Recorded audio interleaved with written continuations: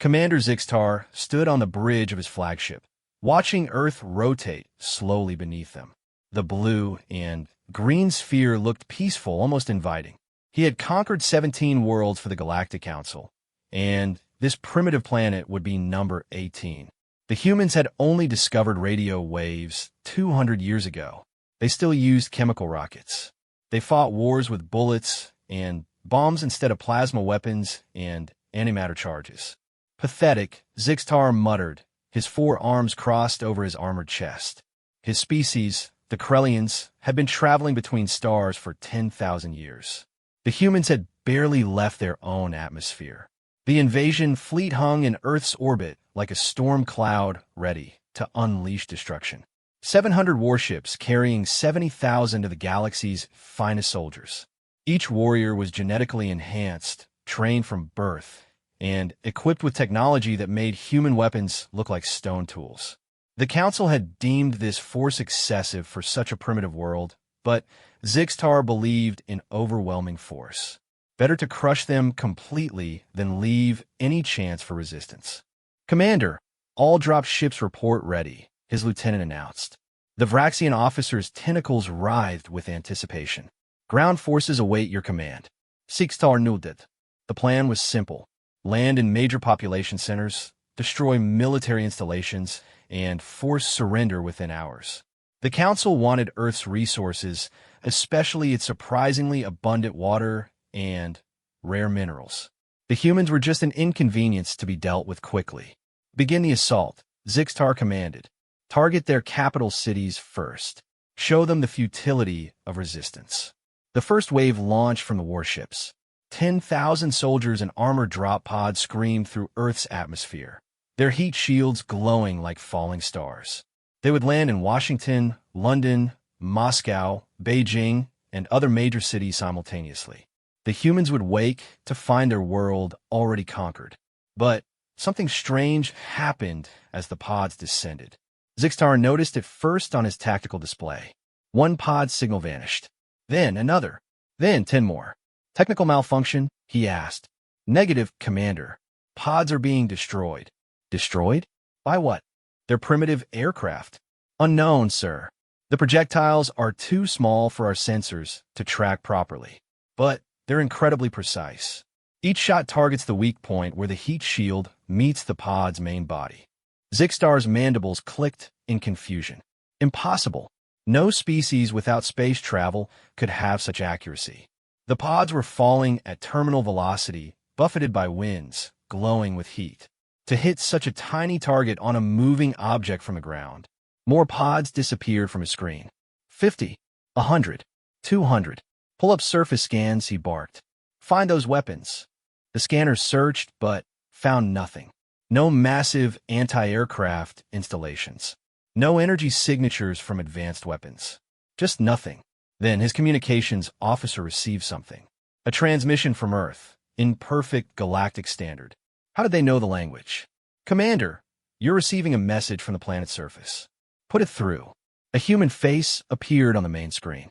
Male, middle-aged, wearing simple military fatigues. He looked tired, but determined. "Commander Zixtar of the Galactic Council Invasion Fleet," the human said calmly. "I am General Michael Hayes of Earth Defense Command. I'm calling to offer you terms for withdrawal." The bridge erupted in laughter. Several officers made sounds of amusement in their species' ways. This primitive dared to offer them terms? "General Hayes," Zixtar replied, showing his rows of sharp teeth. "You had destroyed less than 1% of my forces with lucky shots. I have 70,000 warriors and weapons that can turn your cities to glass. You will surrender immediately or face annihilation." Hayes didn't flinch. "Commander, I need you to understand something. Every single one of your drop pods was targeted by an individual human sniper. We've been watching you since you entered our solar system. We've studied your technology, your tactics, your armor's weak points. Right now, there are 50,000 trained marksmen in concealed positions around every one of your landing zones." "Impossible.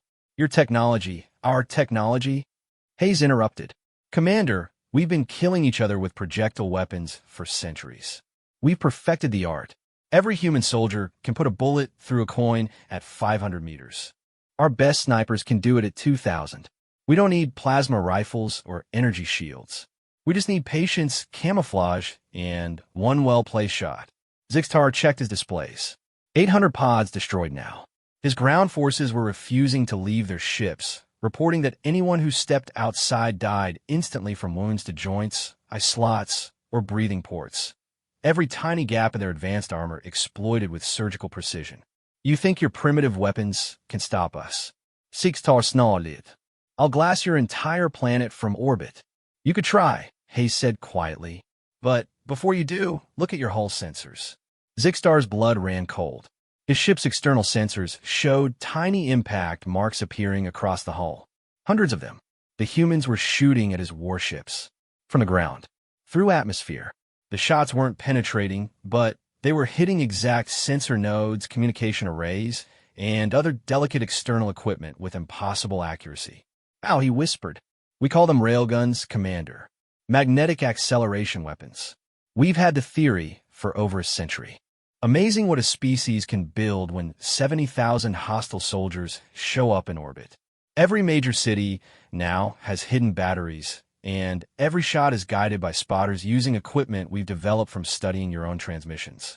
We can't destroy your ships, but we can blind them, cripple them, leave them floating helpless in space. More impacts registered on the hull. Zixtar realized with growing horror that the humans weren't trying to destroy his fleet. They were demonstrating that they could hit whatever they wanted, whenever they wanted. This is impossible, he said. You're primitives. You haven't even left your planet. No, Hayes agreed. We haven't left our planet. We spent all our time and resources perfecting the art of war against each other. Do you know what that means, Commander? It means we've had a lot of practice. Your soldiers train against simulations and weaker species. Our soldiers train against humans. There's a difference. The general leaned forward, his eyes hard. Leave now, Commander. Tell the Galactic Council that Earth is protected, not by energy shields or space fleets, but by 8 billion humans who've spent their entire evolutionary history becoming very, very good at killing things. Your advanced technology means nothing when a patient human with a rifle can wait in hiding for days, calculating wind speed and bullet drop for that one perfect shot. Zixtar stared at the tactical display. 1,200 pods down. His ground forces reported sniper casualties mounting by the second. Any soldier who showed themselves died instantly. This isn't over, he growled. Yes, Commander, Hayes said sadly. It is. Take your remaining forces and leave. Don't make us show you what else we've prepared.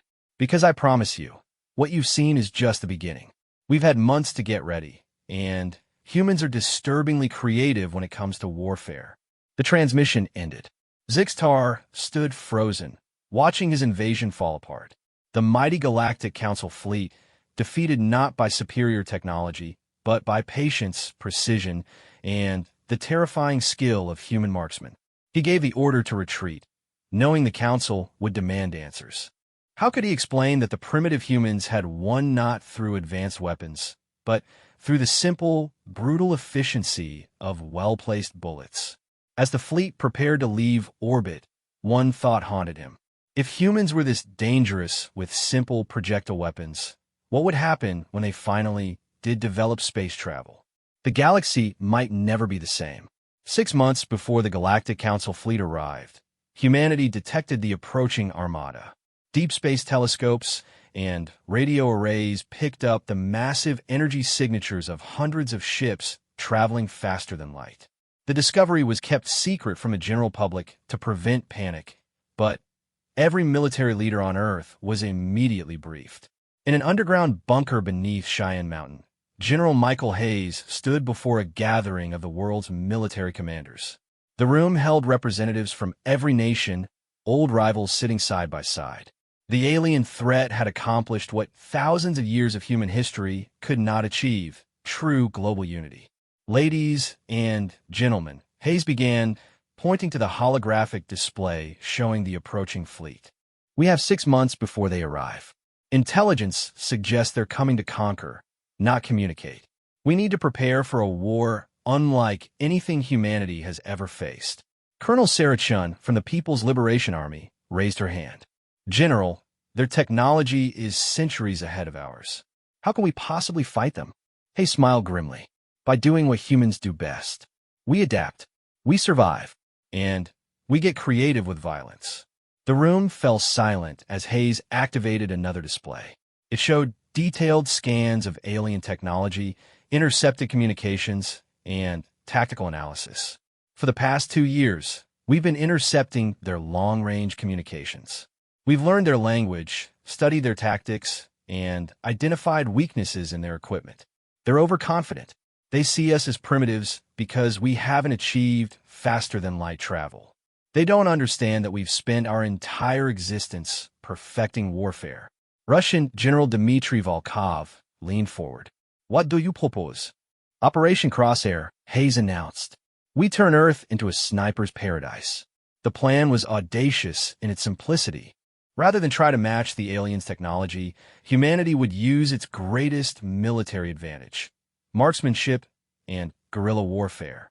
Every military sniper would be recalled and assigned to train civilians. Factories would produce specialized ammunition designed to penetrate alien armor at weak points. Cities would be transformed into kill zones with hidden firing positions, underground tunnels, and concealed weapons caches. British SAS Commander James Mitchell studied the tactical projections. We'll need to identify their armor's weak points before they arrive. Already in progress, Hayes replied. We've constructed models based on intercepted schematics. Every species in their alliance has different armor configurations, but they all have vulnerabilities. Joints, breathing apparatus, sensor ports. A well-placed shot can kill any of them. The preparation began immediately. Across the globe, shooting ranges appeared overnight. Military veterans trained office workers, farmers, students, anyone who could hold a rifle. The best shooters were selected for advanced training in camouflage, patience, and precision shooting. In the American Midwest, former Marine sniper Jake Morrison worked with a group of deer hunters. These men and women already knew how to wait motionlessly for hours, how to account for wind and distance, how to make one shot count. Remember, Morrison instructed, alien or deer, the principles are the same. Breathe control, trigger squeeze, follow through. The only difference is these targets shoot back. One of his students, a grandmother named Betty who'd been hunting since she was 6, examined the alien armor diagrams. That gap near what looks like their neck. 1/4 inch wide. I could thread that at 800 yards with my .308. Morrison grinned. Betty, you're going to be a problem for these aliens. Similar scenes played out worldwide. In the Swiss Alps, championship marksmen shared techniques with mountain guides. In Finland, biathlon athletes taught soldiers how to shoot accurately even with elevated heart rates. Australian Aboriginals demonstrated patience and camouflage techniques passed down for thousands of years. But marksmanship was only part of the plan. Engineers worked frantically to develop new weapons. The breakthrough came from Dr. Lisa Park, a physicist who'd been studying the aliens' shield technology. Their shields are designed to stop energy weapons and fast-moving projectiles, she explained to the development team. But they have a refresh rate. A tiny window every few milliseconds where the shield cycles. If we can time our shots precisely. Within weeks, they developed computerized scopes that could detect shield frequencies and calculate the perfect moment to fire. The technology was crude compared to alien equipment, but it worked. Underground factories produced specialized ammunition. Armor-piercing rounds with tungsten cores. Explosive bullets designed to detonate after penetration. Even chemical rounds that would react with alien biochemistry. Humanity might be primitive by galactic standards, but they were exceptionally creative when it came to killing. Cities were transformed into fortresses. Every building became a potential sniper's nest. Underground tunnels connected firing positions, allowing shooters to relocate quickly. Camouflage technology improved rapidly, with adaptive clothing that could mimic surroundings and mask heat signatures. Perhaps most importantly, humanity developed the railgun networks. These weren't the massive space weapons of science fiction, but precisely engineered magnetic acceleration systems capable of launching projectiles at incredible velocities. Hidden in bunkers beneath major cities, they could target objects in orbit with surprising accuracy. Captain Emma Rodriguez supervised the installation of New York City's railgun battery. The weapons were hidden beneath Central Park, their barrels disguised as art installations. Each gun could fire specialized projectiles designed to damage external ship components without penetrating the hull. "We can't destroy their ships," Rodriguez explained to her team, "but we can blind them. Take out sensors, communication arrays, weapon targeting systems. Turn their technology advantage into a liability." The ammunition for these weapons was special. Each round contained a small transmitter that would activate on impact, allowing ground forces to map the alien ship's surfaces and identify more targets. It was primitive compared to alien technology, but effective. As the months passed, Earth transformed.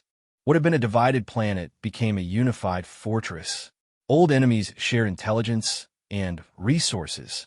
Scientists who'd competed for prizes now collaborated freely.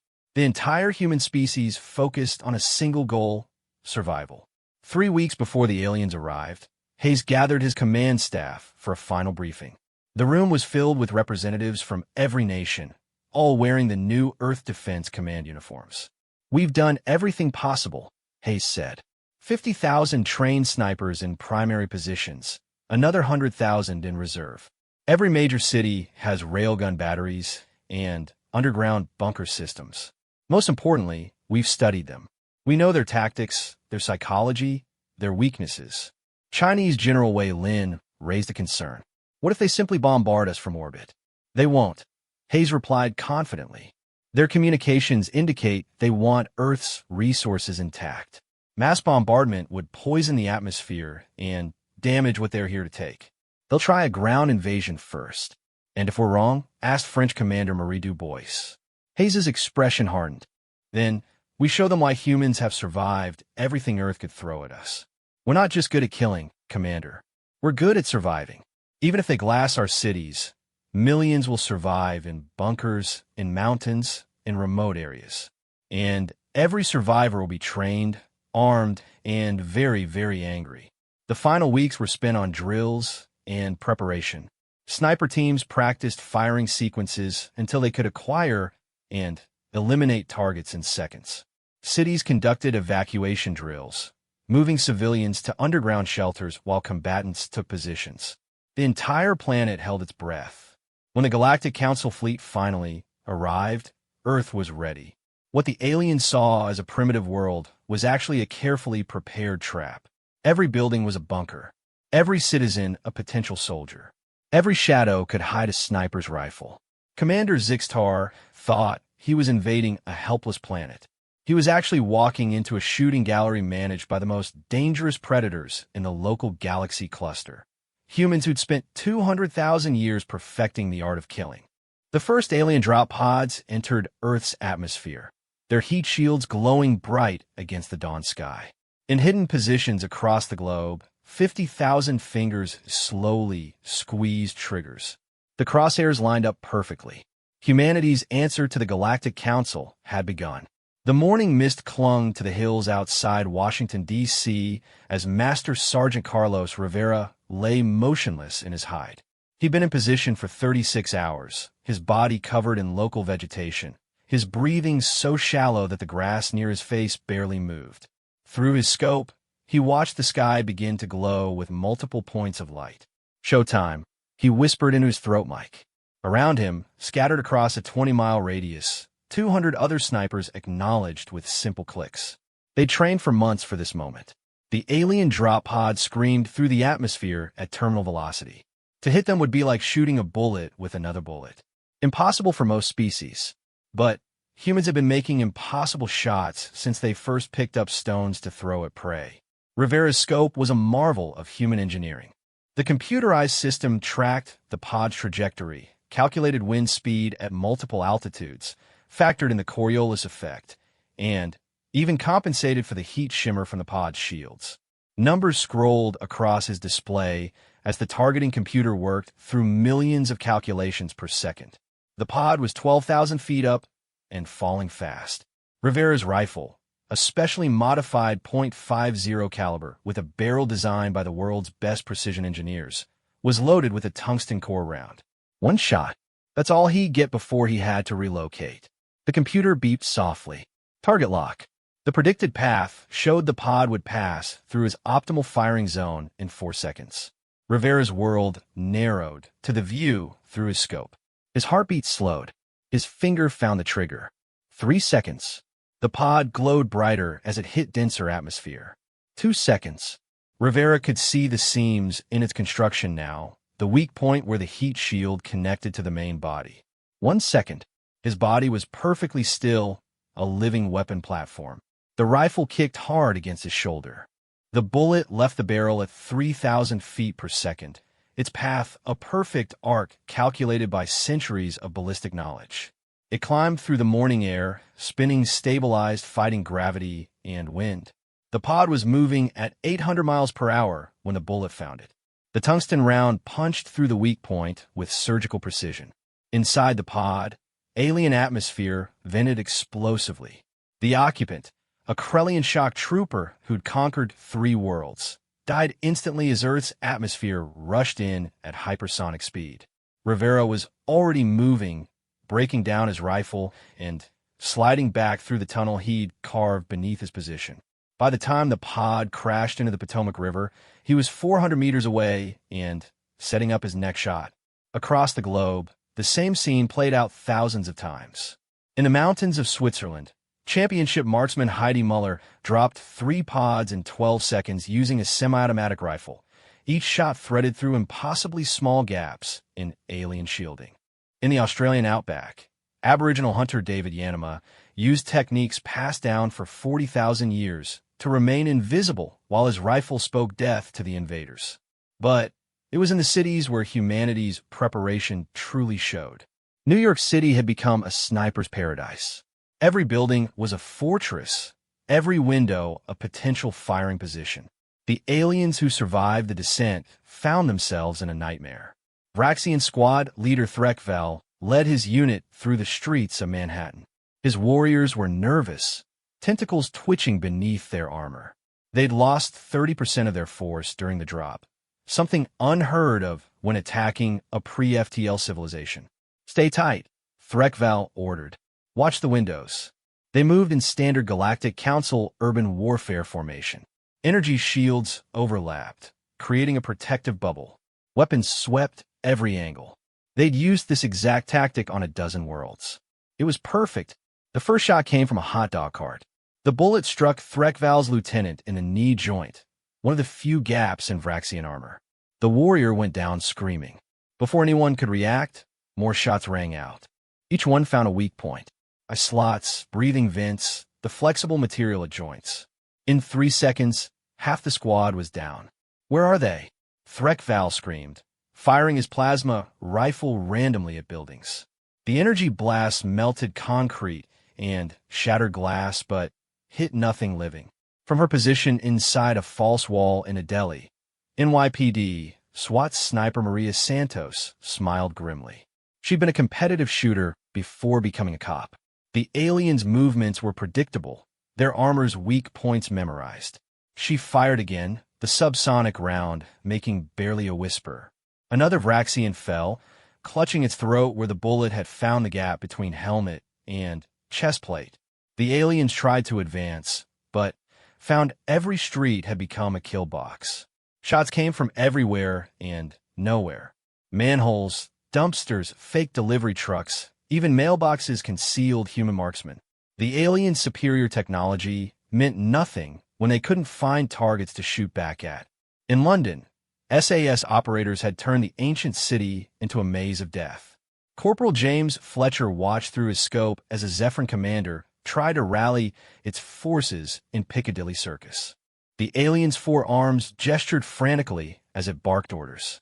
Fletcher's crosshairs settled on the thin gap where the alien's secondary breathing apparatus connected to its armor.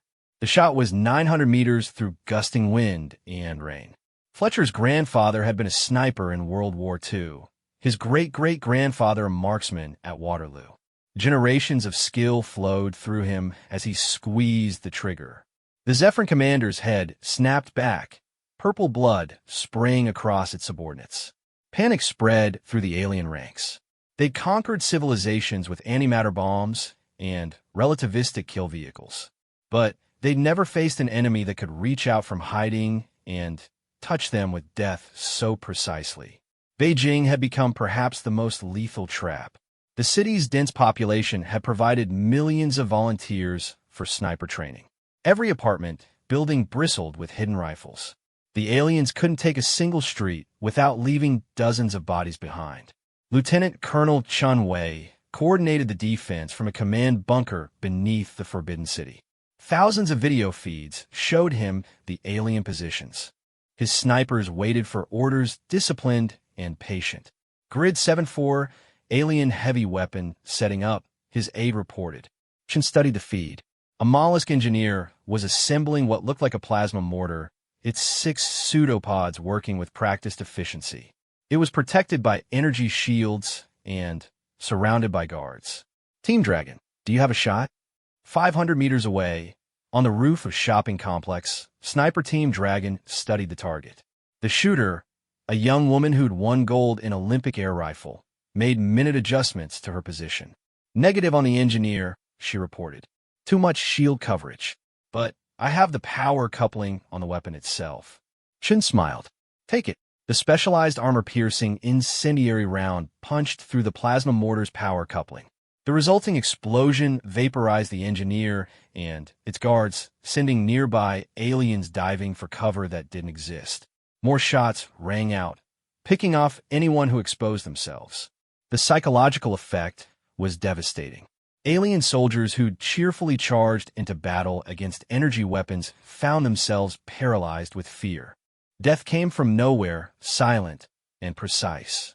They couldn't advance, couldn't retreat, couldn't even surrender effectively when every movement might trigger another fatal shot.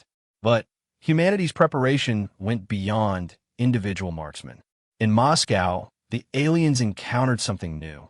As Krellian forces advanced through Red Square, hidden panels in the ground slid open. What emerged looked like mechanical spiders, each one the size of a basketball. Colonel Yuri Volkov watched through his command screen as his huntsman drones deployed. Each drone was equipped with a small rifle, advanced optics, and AI trained on thousands of hours of sniper footage. They skittered up walls, hid in debris, and began firing with mechanical precision. The aliens tried to shoot them, but the drones were fast, unpredictable, and there were hundreds of them. Worse, they worked in coordination with human snipers, flushing targets into kill zones or finishing off wounded enemies. The Krellian commander called for orbital support, but the railgun batteries were ready. As soon as an alien ship moved into low orbit to provide covering fire, dozens of hypervelocity projectiles streaked upward. They couldn't penetrate the ship's main hulls, but they didn't need to. Sensors exploded, communication arrays shattered, weapon ports were fouled with Earth-made tungsten and steel. High above Earth, Commander Zixtar watched his tactical display in growing horror. His ground forces were being systematically destroyed, not in glorious battle against worthy opponents, but picked off one by an enemy they couldn't see or effectively fight. The casualty reports were catastrophic. Entire units wiped out without killing a single human. His most elite warriors reduced to cowering behind cover, afraid to move. This is impossible, he muttered for the 100th time. How could a species without space travel be doing this? Below, in bunkers and buildings around the world, human spotters called out targets. Snipers squeezed triggers. Bullets flew with deadly precision. Each shot was a message written in alien blood. Earth belonged to humanity, and humanity had spent its entire existence learning how to kill. The Galactic Council had expected to fight a primitive civilization. Instead, they found a species that had turned warfare into art, science, and instinct all at once. Every human was a potential killer. Every shadow could hide death. Every moment brought another impossible shot that found its mark. As the sun reached its zenith, marking 6 hours since the invasion began, over 20,000 alien soldiers lay dead. Human casualties numbered less than 100. The invasion wasn't just failing. It was becoming a massacre, Night fell across the eastern United States, but darkness brought no relief for the alien invaders. If anything, it made things worse. Humans had evolved as persistent hunters, tracking prey for days until exhaustion claimed them. They'd learned to fight in darkness, to use shadows as weapons. For the Galactic Council forces, night transformed Earth into an even deeper level of hell. Thermal imaging was useless. The humans had distributed thousands of heat sources throughout the cities. Burning barrels, heated mannequins, even small animals with warming packs attached. Every alien soldier saw dozens of potential targets, none of them real threats. Meanwhile, human snipers wore cooling suits that made them invisible to infrared, ghosts with rifles who could see perfectly through night vision scopes. In Atlanta, Sergeant Marcus Thompson demonstrated why human night fighting was so terrifying. A former Army Ranger turned police officer, he led a team of 12 shooters, all veterans of urban warfare in Earth's darker corners. They'd spent the day watching the Mollusk forces set up a defensive position in Centennial Park, studying their patterns, learning their habits. Now, in pitch darkness broken only by alien floodlights, they moved. Not as soldiers, but as predators. Each sniper had memorized their target's routine. The mollusk sentry who checked the northern perimeter every 20 minutes. The communications operator who emerged from the command vehicle every hour to adjust the antenna. The logistics officer who counted ammunition supplies with obsessive regularity. Thompson's rifle spoke first. The subsonic round made no more noise than a whisper, but the mollusk guard's head exploded in a spray of translucent fluid. Before the body hit the ground, 11 more aliens died in rapid succession. The shots came from different directions, different distances. Some from rooftops, others from storm drains. One from inside a food truck the aliens had searched hours before. Panic erupted in the alien camp. Soldiers fired wildly into the darkness, their energy weapons lighting up the night like a deadly fireworks show. They hit nothing. The humans were already gone, melting back into the urban terrain they knew intimately. 20 minutes later, they struck again from completely different positions. More aliens died, picked off with surgical precision. The mollusk commander ordered a retreat to the fortified command vehicle, but that's what Thompson had been waiting for. As the aliens clustered together, a single API round struck the vehicle's fuel cell. The explosion lit up the night, silhouetting dozens of targets for the surrounding snipers. It was over in seconds. An entire company of galactic warriors, eliminated by a dozen humans they never saw. But the night held worse terrors than snipers. In the ruins of Detroit, the aliens encountered something that shattered their understanding of human warfare. Captain Jessica Ghost Williams led a special unit comprised entirely of military veterans who'd survived IEDs, ambushes, and urban warfare. They didn't just know how to kill. They knew how to terrorize. The Zephyrin platoon advancing through the abandoned industrial district thought they were being careful. Sensors swept for heat signatures. Motion detectors covered every approach. Energy shields protected against projectiles. They were wrong. The first sign of trouble was a whistle in the darkness. A children's toy, the kind sold at dollar stores. The sound seemed to come from everywhere at once, echoing off rusted metal and broken concrete. The aliens spun, weapons raised, finding nothing. Then the voices started.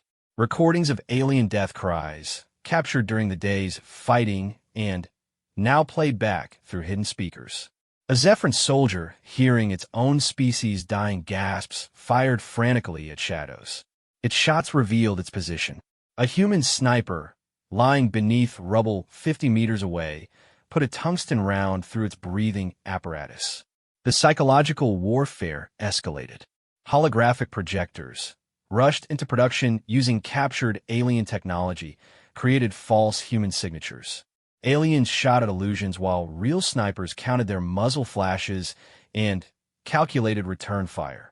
Bodies of fallen aliens were moved during firefights, appearing in impossible locations, suggesting the humans could move unseen even in the middle of combat. Williams watched through thermal imaging as the Zephyrin unit began to crack. They'd conquered worlds, but they'd never faced an enemy that turned fear itself into a weapon. When half the platoon was down, the survivors broke. They ran, abandoning protocol and formation. Hidden snipers picked them off one by one, leaving a trail of bodies that would terrify the next alien unit to enter the area. In San Francisco, the aliens learned another horrifying lesson about human warfare. They'd managed to establish a foothold in the financial district, turning the Bank of America building into a fortress. Energy shields covered every approach. Automated turrets watched every angle. It should have been impregnable. Lieutenant Commander Sarah Mitchell of the Navy SEALs studied the building through binoculars from across the bay. Her team had spent 6 hours analyzing the alien defenses, identifying patterns, calculating approaches. Now she smiled coldly. They still think in 2 dimensions, she told her team. Time to teach them why humans are scary in 3. The assault began from below. San Francisco's extensive sewer system had been mapped and prepared for exactly this scenario. SEAL teams moved through tunnels, placing shaped charges beneath the building's foundation. Not enough to bring it down, just enough to create entry points. At the same moment, civilian drones, thousands of them purchased from hobby stores and modified with cameras and small explosive packages, swarmed the building from above. The aliens' automated defenses went wild, trying to track and destroy them all. Most drones were shot down, but that was the point. While the aliens focused on the aerial threat, the real attack came from below. The charges detonated, opening holes in the building's subbasements. SEAL teams poured in, but they didn't rush upward in a frontal assault. Instead, they began a terrifying game of 3-dimensional warfare. They moved through walls, using alien plasma weapons captured from the dead to cut new passages. They emerged from ventilation shafts, maintenance tunnels, elevator shafts, anywhere the aliens didn't expect. Each team had a designated sniper who would find a position, take 3 or 4 shots, then relocate while other teams drew attention elsewhere. The aliens found themselves fighting ghosts who could appear anywhere, kill, and vanish. Their technological superiority meant nothing when the enemy refused to fight conventionally. The breaking point came when Mitchell's team accessed the building's water system. They introduced a chemical compound that reacted violently with Krellian biochemistry, turning every faucet and sprinkler into a weapon.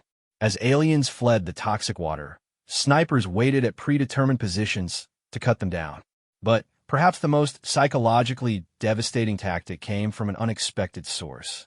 In rural Texas, former Marine sniper Jake Morrison had been training civilian hunters.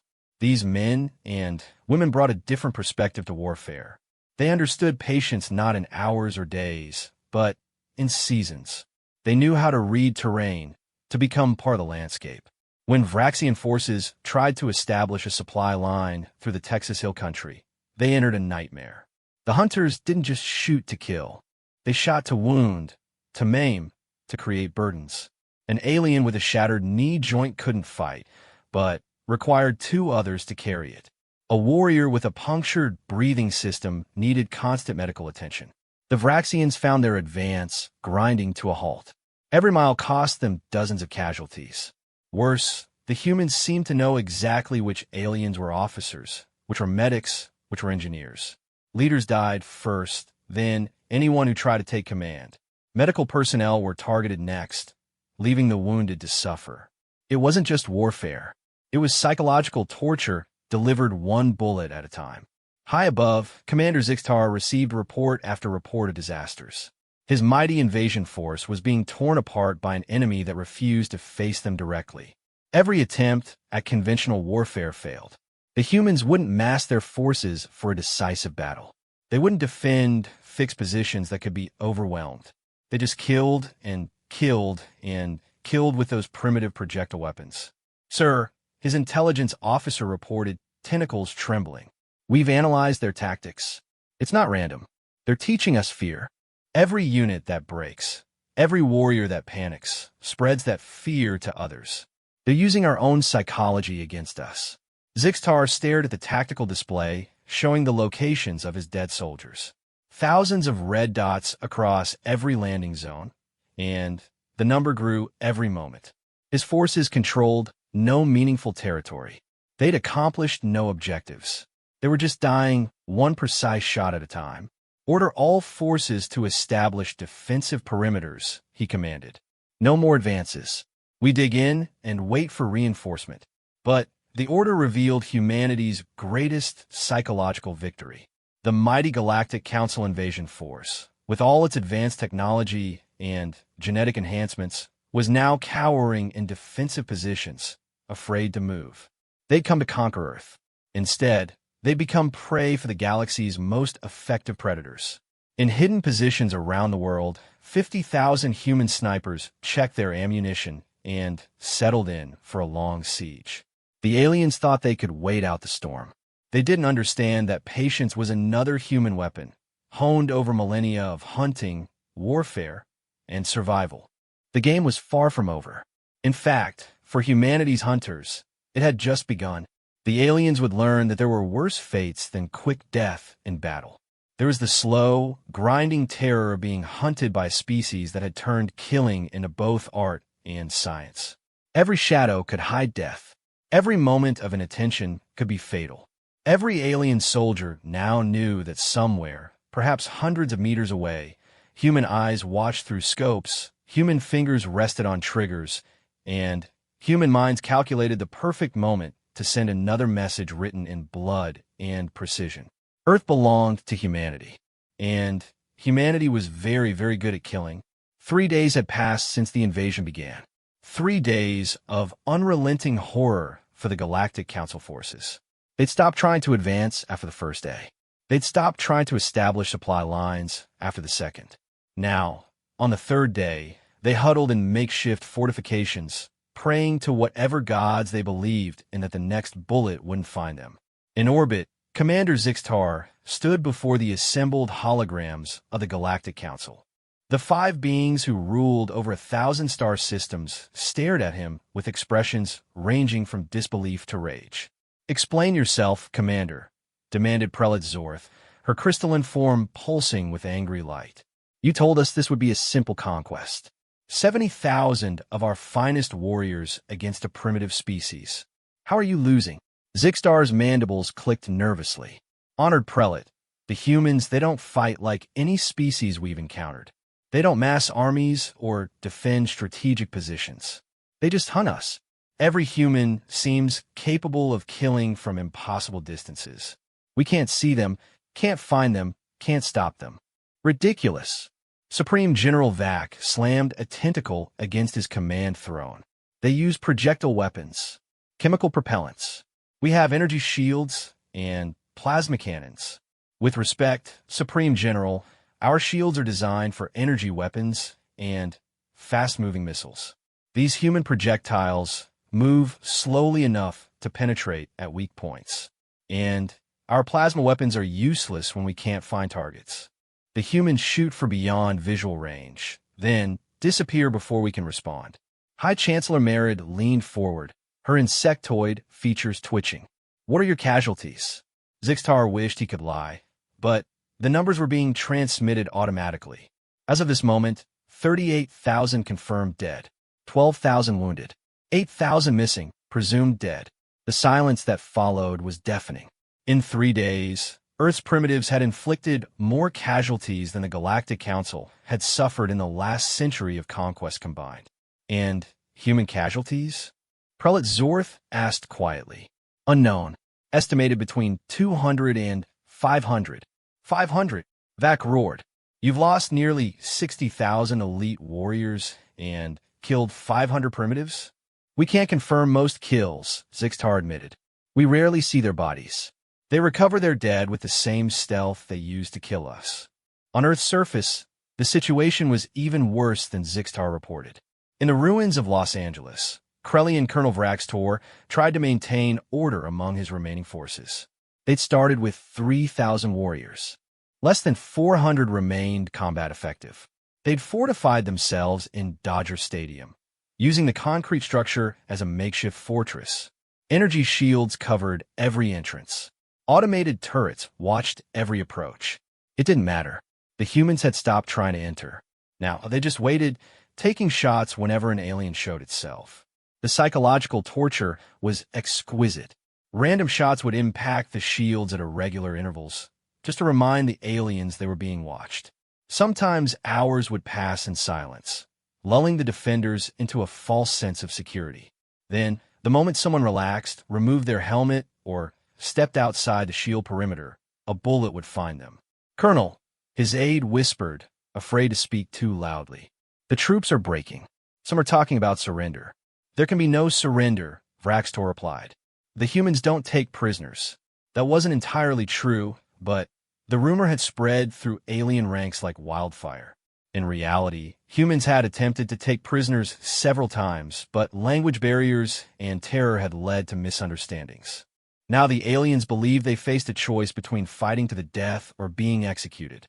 It made them desperate, which made them careless, which made them dead.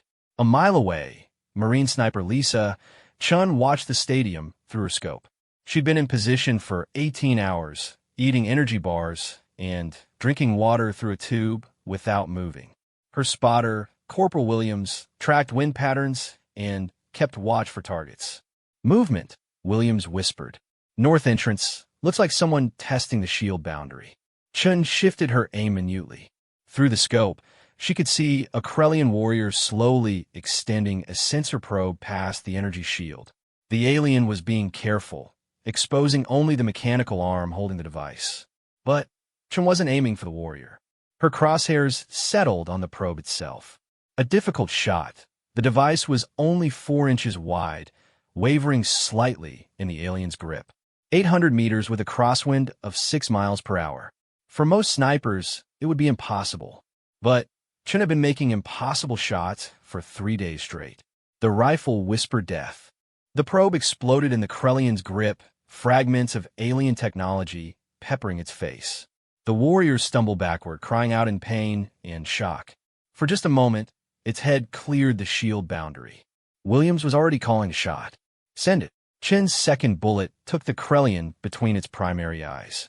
Purple blood painted the stadium wall as the warrior collapsed. Inside the fortress, alien morale dropped another notch. They couldn't even extend sensors without dying. But the real mastery of human warfare was being demonstrated in Tokyo. The city had become a laboratory for advanced sniper tactics, coordinated by the Japanese self-defense forces with support from international special operations teams. They'd moved beyond simple ambush tactics to something approaching art. Colonel Hideki Yamamoto commanded the defense from a bunker beneath Tokyo Tower. His screens showed feeds from thousands of cameras, tracking every alien movement in the city. But more importantly, they showed patterns. The AI systems he'd helped develop were learning, predicting alien behavior with increasing accuracy.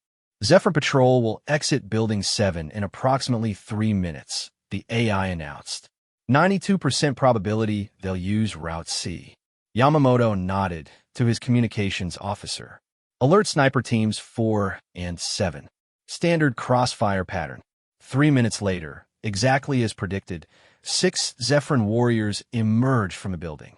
They moved in perfect tactical formation, shields overlapping, weapons covering all angles. It didn't matter. The AI had calculated their exact path, speed, and spacing. 2 snipers fired simultaneously from different buildings. The bullets intersected at a precise point in space, one striking a warrior's knee joint, the other hitting the same target's breathing apparatus as it fell. Before the other Zephyrins could react, more shots rang out. Each sniper had been assigned a specific target, a specific weak point, a specific moment to fire. It was synchronized death, choreographed with computer precision. In 12 seconds, all 6 Zephyrins were dead. The snipers were already relocating, following paths calculated to avoid any possible return fire or tracking. The aliens hadn't just encountered human marksmanship. They'd encountered human technology married to human lethality. But perhaps the most devastating blow came from an unexpected quarter. In London, civilian hackers have been working around the clock to decode alien communications. Led by a teenage prodigy named Oliver Watson, they'd finally cracked the encryption. General Hayes received the news with grim satisfaction. "Can we listen to their communications?" "Better than that, sir," Oliver reported over secure video link. "We can insert false messages." Their authentication protocols are actually pretty primitive once you understand the math. The psychological warfare campaign that followed broke the last of alien morale. Fake orders sent units into carefully prepared kill zones. False intelligence reports claimed massive human reinforcements were arriving. Most devastatingly, they inserted personal messages that appeared to be from the Galactic Council, telling the soldiers they'd been abandoned, that the fleet was leaving without them. On the fourth day, it began. Individual aliens started trying to surrender, walking into the open with their weapons discarded. Human snipers held fire, allowing capture teams to move in. The trickle became a flood. Entire units threw down their arms, preferring capture to continued terror. Commander Zixtar watched his invasion fall apart completely. His warriors, genetically engineered for fearlessness, were breaking by the thousands. They'd been reduced from conquerors to cowering prey by a species that hadn't even achieved faster-than-light travel. All units, prepare for emergency evacuation, he ordered. There was no point pretending anymore. The invasion was over. Earth had won, but the humans weren't finished. As alien forces rushed toward evacuation points, they ran a final gauntlet. Every route had been studied, every choke point prepared.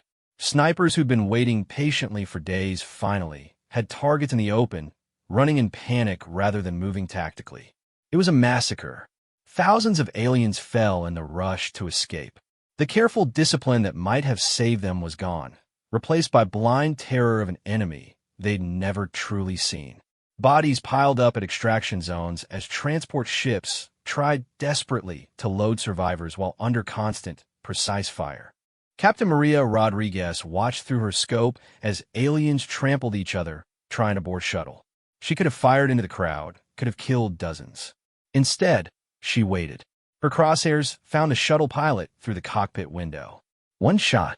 The pilot slumped, the shuttle's engines sputtering. More panic. More chaos. It was cruel, perhaps. But Earth had been invaded. Humanity's response was a message to the galaxy. We might be primitives to you, but we're the most dangerous primitives you'll ever meet. As the last Galactic Council ships fled Earth's orbit, General Hayes stood in the command center, watching the tactical displays clear of enemy signatures. Around him, his staff was silent, absorbing the magnitude of what they'd accomplished. "Sir," Colonel Chin reported. "Final casualty reports.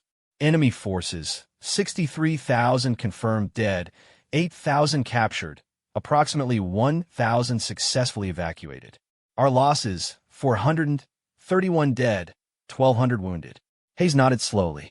In 4 days, Earth had repelled an invasion by Galactic Empire using nothing but precise marksmanship and psychological warfare. No energy weapons, no shields, no faster-than-light technology. Just human ingenuity, patience, and an evolutionary heritage of efficient killing. Send a message to the Galactic Council. Hayes ordered. Tell them Earth is protected, not by advanced technology, but by 8 billion humans who've spent 200,000 years perfecting the art of death. Tell them what happened here was restraint. We could have killed them all. Every last one. We chose to let survivors escape to spread the word. He paused, looking at the images of celebrating crowds around the world. And tell them this. We learn a lot from this invasion. About their technology, their biology, their tactics. If they come again, we'll be ready with more than just rifles. Because if there's one thing humans are very, very good at, it's learning how to kill more efficiently. The message went out, carried by the fleeing alien fleet. Across the galaxy, species who'd never heard of Earth would learn its name. They'd learn that sometimes the most dangerous predator isn't the one with the biggest teeth or the sharpest claws. Sometimes it's the one with patience, intelligence, and a very accurate rifle. Earth stood undefeated. The skies were clear. And somewhere in hidden positions around the world, human snipers finally stood down, cleaned their weapons, and went home. They'd proved something important. Technology didn't make a species dangerous. Humans were dangerous all by themselves. The invasion was over. Humanity had won, and the galaxy would never underestimate Earth again.